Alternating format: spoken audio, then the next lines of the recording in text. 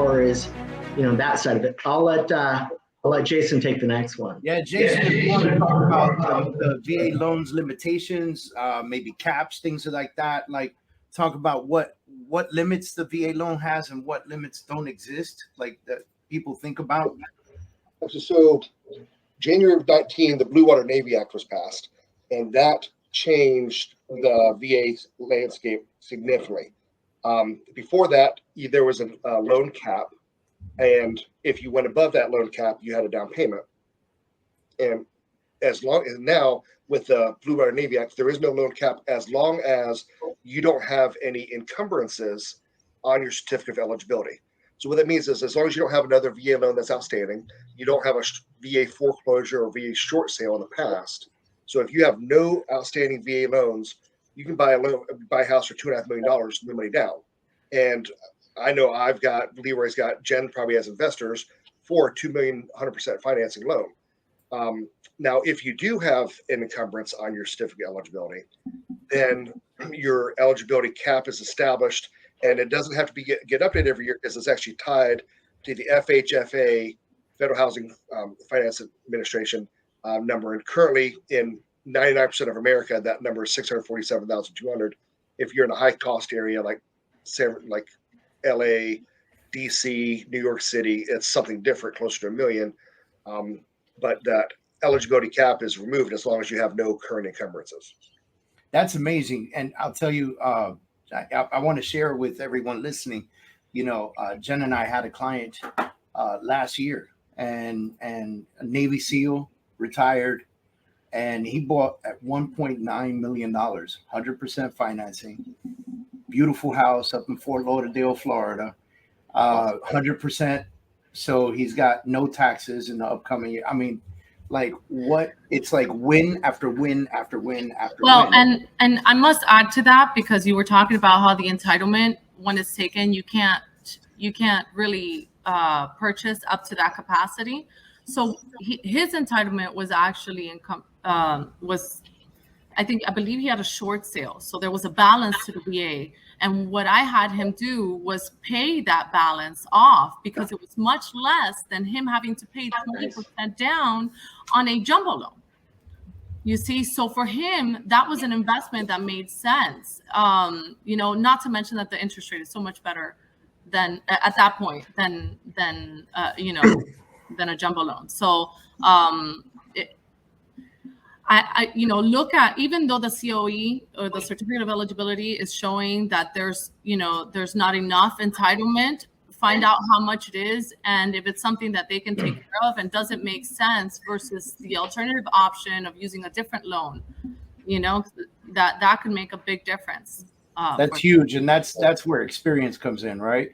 Jen, what about VA appraisal myths? What are some of the things that you've heard about VA appraisals, and what's your experience with them? So with the VA, a lot of realtors think that the values are going to come in super low. What I will say is that we're in a market where there's a lot of sales happening already that have happened in the last 3 to 6 months, in which case they are going to use the best sales to compare to the property, just like any other appraiser is going to use. There's enough sales to get the right value for your home. So essentially you're going to battle this, whether it's a conventional loan and an FHA loan, because the sales are the sales within that time frame that they're going to use. That's one thing. The only thing is that the VA does have a 10-day time frame to be able to schedule the inspection, but once it's scheduled, it doesn't necessarily mean that they're going to take super long to provide us with the report. And again, it depends on your market, the availability of the appraisers, and their timing to be able to provide a report back, which again, we're also experiencing it with, for FHA and conventional as well. So it's going to be pretty much the same. Jesse, yeah. Sorry, Leroy, go ahead, man. Oh, I just wanted to hop into what Jen was saying, is that when we deal with the AMC, right, appraisal management company, so FHA and VA, they're regulated by this third-party service. And so this third-party service in my opinion, might offend a couple people on this one, is a money grab for regulation, like 2008 you got this appraisal management system. The VA had it correct. And so everything is managed through the VA site. So when I think about it, or when I explain to a listing agent in this case, is that, look, it's documented, here's our turn time, and there's an accountability from the VA and what timelines are. So if it's 10 days in your area, it's 7 business days in Arizona for particular counties, and the cost is X, right? So in Arizona, it's $650 for a VA appraisal. So when we go outside of that and go to an AMC, that cost can get freaking wild. We paid $1,800 in Kingman, Arizona for a conventional appraisal that took 3 weeks.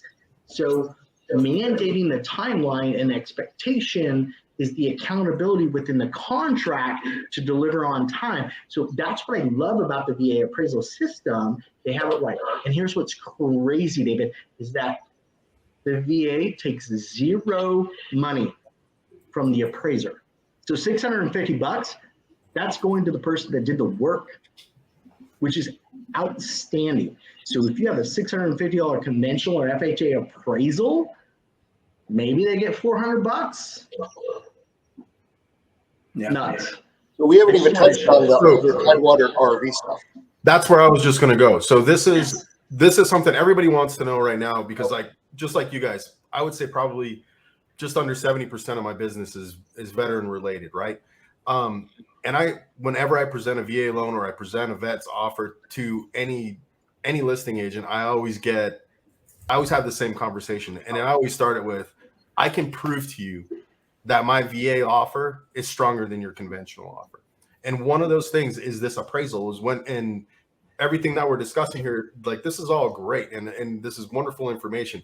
But I'm going to throw this at Jason, is what if that appraisal comes up short? What if it is just, it's not quite there, and the vet isn't going to pay that gap, right? Now, the likelihood is that the vet has a little bit of cash to cover that, but there are actually things that we can do with the VA loan that you can't do with other types of loans. And if you would address that, that'd be great. Yeah, absolutely. So this is one of the biggest strengths of VA over conventional.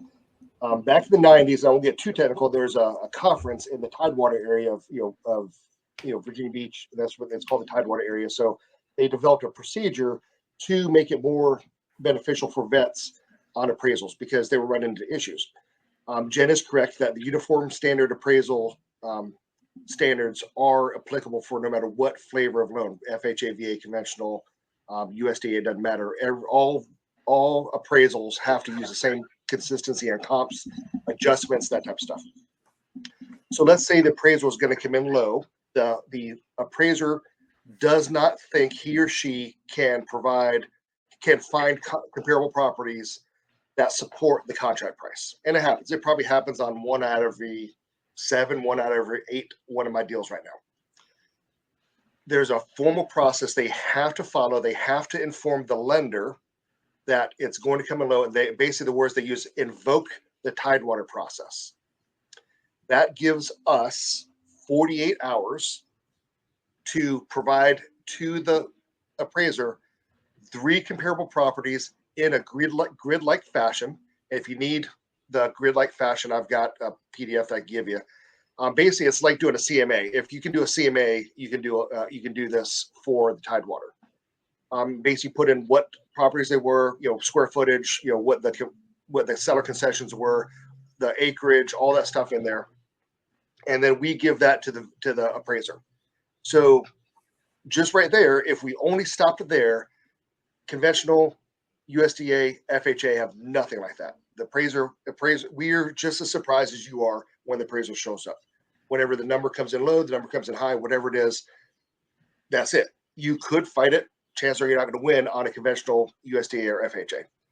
For the VA, we send the comps to the appraiser, and then he or she has another day or two. It's not defined how fast they have to turn it to the time they get that to give us the actual appraisal. Now, they did not let us know, because what their opinion of value is, because it hasn't been developed yet.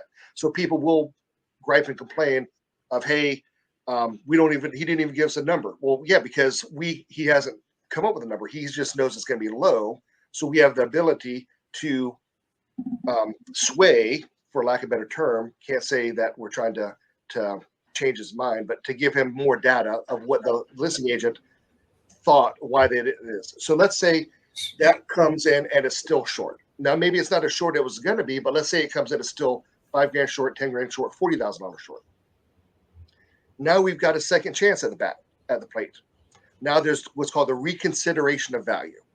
So let me back up 1 second. The Tidewater process, I have a fairly good success rate with, but I could not say I'm batting over 500 on Tidewater.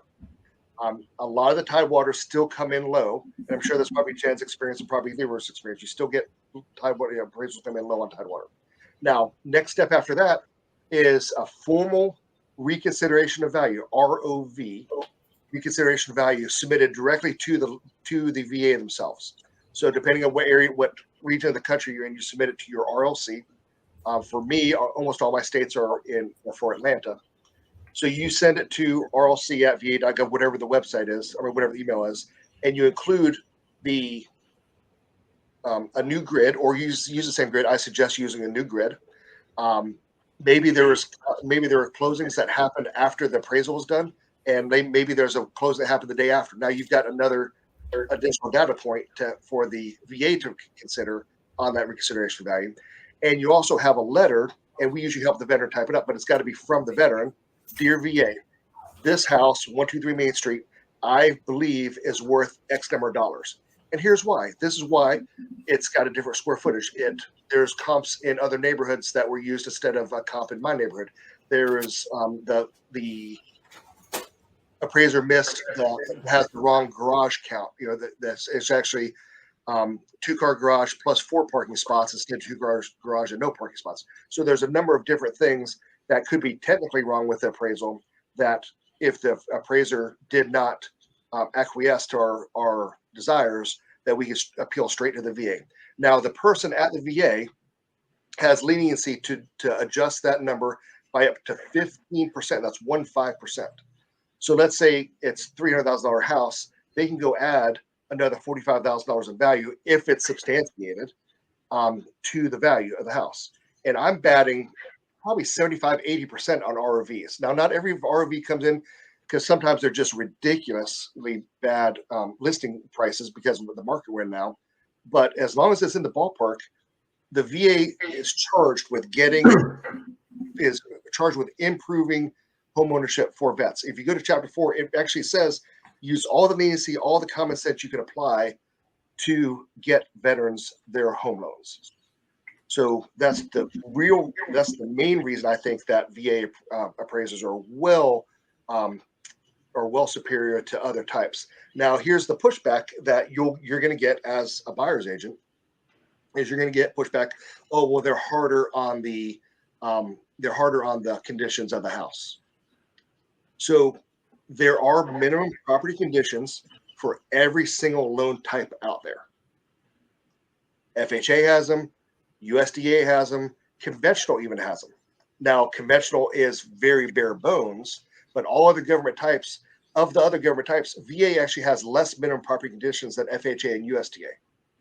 There's also the ability, just like you could appeal directly to the VA on value, you can appeal directly to the VA on a request for a waiver of a minimum property condition. And I've done that a handful of times. Absolutely.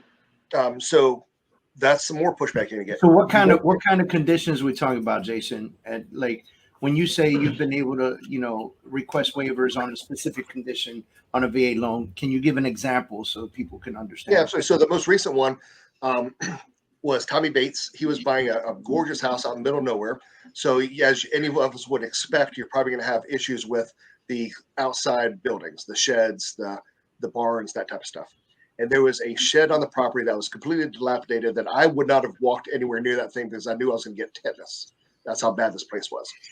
So Tommy called up a wood reclamation company, that goes and tears down things like that and then makes tables, lamps, whatever out of that type of wood. And actually got a written offer from the company for $2,000 or $3,000. I don't remember the exact amount